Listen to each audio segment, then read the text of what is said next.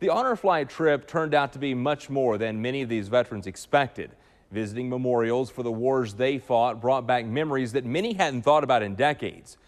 But it's what happened on the seemingly low-key bus ride home that stirred some of the deepest emotions for these men. The final leg of the journey roared into Bedford, Virginia, with a state police escort and more than 200 motorcycles riding alongside. A fitting final stop, as Bedford is well known for suffering the largest per capita loss on D-Day and is now home to the National D-Day Memorial. After a tour and lunch, the veterans headed home. To do something very special for you. There's one last surprise waiting for them on board this bus. Mail call. Honor Flight works with local schools and the veterans' families to collect letters of thanks. This one says, "Thank you so much for protecting our country.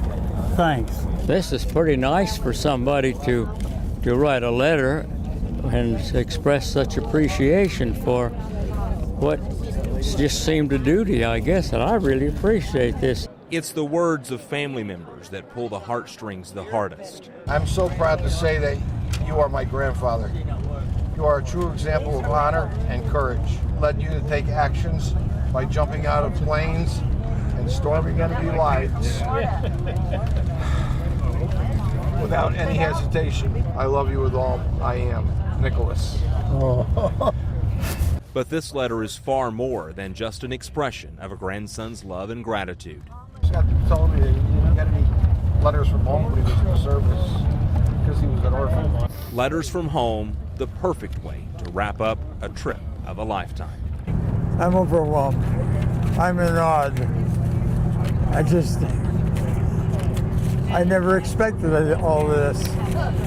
In fact, this whole trip has been more than I could ever have anticipated. Honor Flight Northeast Tennessee is already preparing for their next trip. That's when they return to Washington in October, but that mission is different.